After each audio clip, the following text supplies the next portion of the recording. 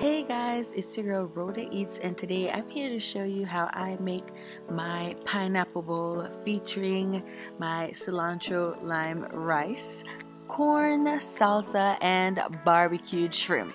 Let's get into it. So first, I'm going to season up my shrimp, okay? Don't forget that the ingredients and the amounts will be down in the description box, so don't forget to check there. You know I never hold out on you guys, okay? But I'm going to season my shrimp and set it aside so that the seasoning can get all into the shrimp. Now this is some medium shrimp that I had in the freezer. Feel free to use whatever size shrimp you want, and you could also play around with meats if you want to use pork, if you want to use chicken, if you want to use chickpeas, whatever it is that you want to do, you could always switch it up and play around with flavors. And next you're gonna see me pulling some corn that I cooked in the microwave for 12 minutes. I'm just going to, it's pretty hot by the way to handle it like that, but I'm just getting it off right there, and I'm gonna put it into my bowl to cool. While my corn is cooling, I'm going to add some butter into my pot here, and I'm going to get some chopped onions that I did get from the frozen aisle, because who has time to be chopping onions? So I'm gonna add some onion and garlic to my pan and get it cooking until it's nice and translucent before I add my rice. Now guys, I am a big advocate for washing your rice. It washes away impurities and gets a lot of the starch out, and it makes the rice cook beautifully and have an amazing texture, okay? So that's my big advice to you guys today. Make sure you wash your rice. Alright, so I'm just gonna get that going, and then I'm going to add my washed rice. I'm going to allow it to toast up with the onion and garlic for a moment, and then I'm going to add my salt. I did use chicken stock in this recipe just for that extra added flavor, and I heated it up in the microwave prior to pouring it onto the rice. So that's nice and hot. Of course, I am going to let this come to a boil. Alright, and you're gonna see this is how I cook rice every time, and it always comes out perfect. I just let it boil until a lot of the liquid has gone out, and then I will cover it and put it on low, okay? And feel free to play around with the rice. You could use rice and peas. You can make a garlic rice. You can do whatever it is that you want to do, and it's gonna be equally as delicious as this is, I promise, because this dish is so versatile and you could do anything that you want with it and it will always be perfect.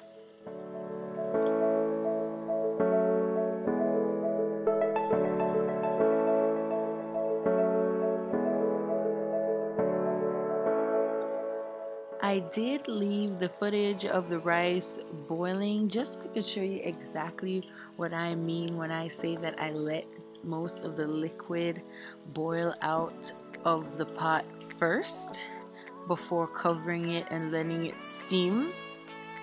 Okay, so sometimes if you add too much liquid, you could do it this way and you'll see exactly how much water I boil out. I will stir it for you guys before I cover it, just so you could see.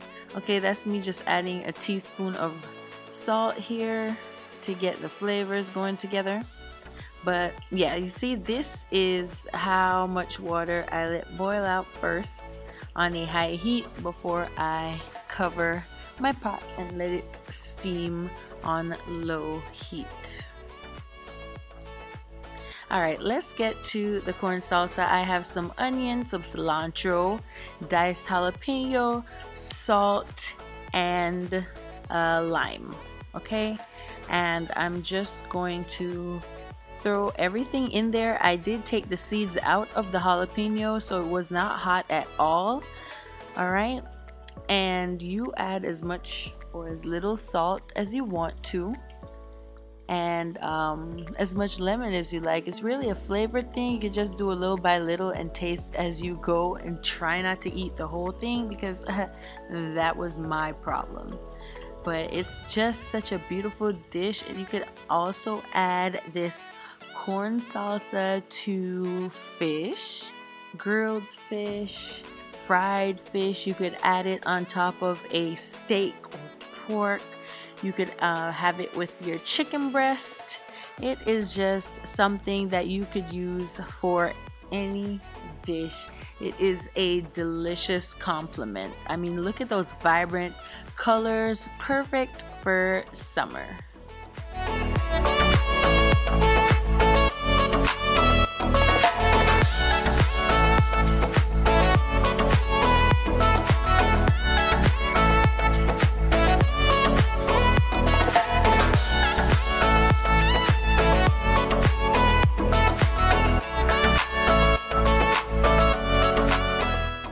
Let's make the pineapple bowl. Okay, so here I was trying to figure out how to cut it, and then I just decided I'd do it that way right here, and I wanted you to see how I did it. And it was relatively easy to do. I actually overestimated the difficulty level of this. I really thought it was gonna be harder than it actually was. These pineapples were much bigger than I thought they were going to be. I thought I was gonna get some little baby bars, okay, but I'm really happy with these pineapples anyway. And then I also had to figure out how to get the fruit out, and I am going to show you exactly how I did it. I just used my knife to cut a perimeter, and I was extra careful not to slice the bottom of this pineapple. Okay, so yeah, just be careful not to slice the bottom of it. So I basically cut it into chunks just like that. I used a spoon and I scooped it out. And after you get those initial chunks out, you just have to keep scooping until it is exactly as deep as you want it to be. All right, and please be aware that these pineapples will be used in our pineapple barbecue sauce.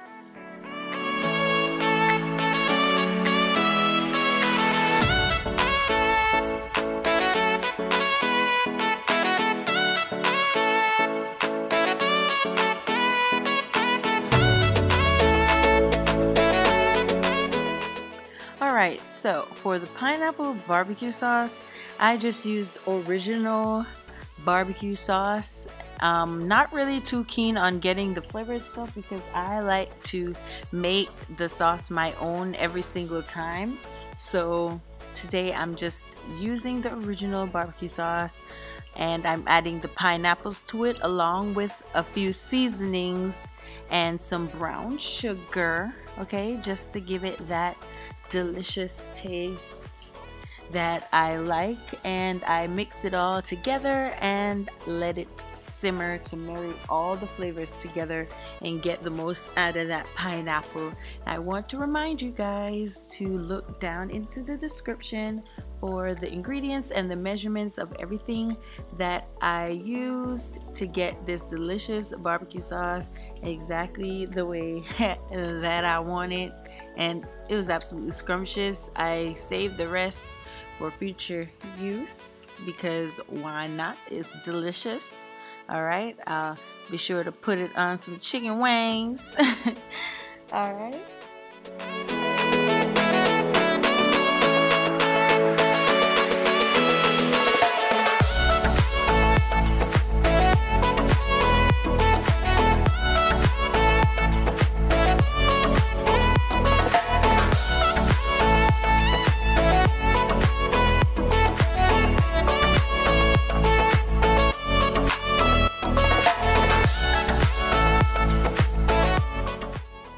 Alright, so let's check on this rice, and it is perfect. This is exactly how I like my rice. It is perfectly cooked, It is fluffy, but it's not wet at all. Oh my gosh, okay?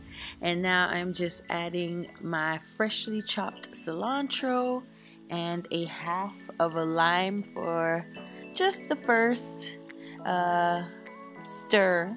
And then I'll taste it and I'll add more cilantro or more lime according to what my taste preference is. Alright, so after I mix that together, I cover it back and I just put it on the back burner of the stove until I'm ready for it. It's completely perfectly cooked. It's ready to go. But what am I gonna do with it right now? It's not time for me to use it yet. Okay, so I just put it back there so that the cilantro and the lime can get into that rice and increase that delicious flavor. Now for the main attraction, the shrimp, the barbecued shrimp. So I'm going to put some coconut oil onto my pan. You could also line your pan with foil paper. I really wasn't thinking because I'm usually the quick cleanup, no mess person, but I really wasn't thinking. I was trying to finish this up because I was starving. Okay, so here I am just putting the barbecue sauce on the shrimp.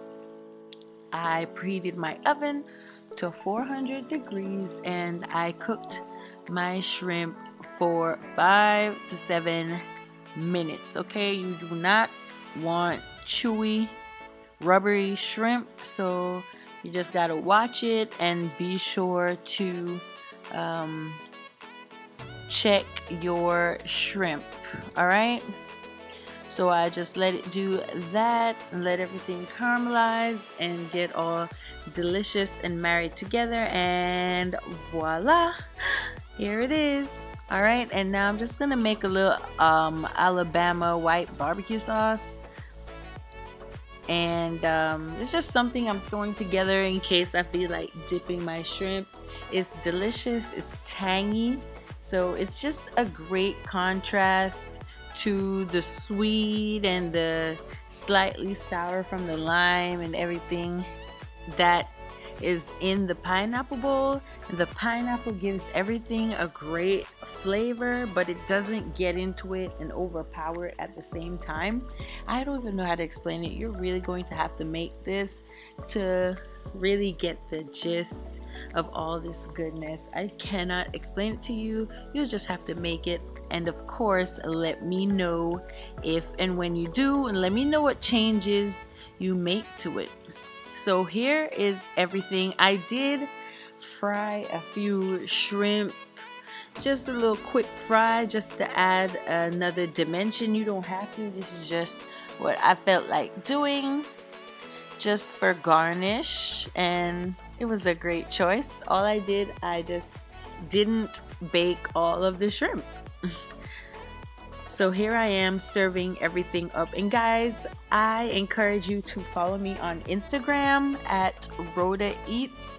The link directly to my Instagram is down below in the description box. So please follow me over there and share this video with your family and your friends and strangers and everyone, because this is something that I cannot hide, okay?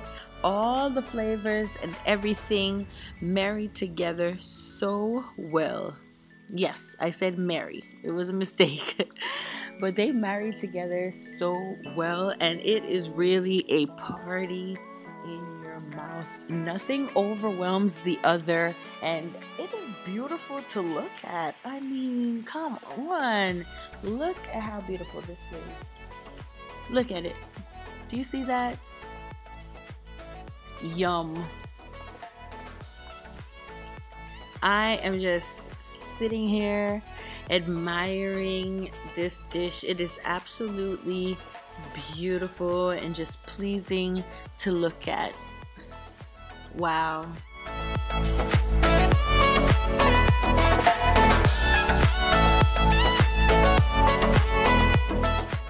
Guys, I really hope you enjoyed this video. Please subscribe to my channel and follow me on Instagram. I will see you in the next one. Bye.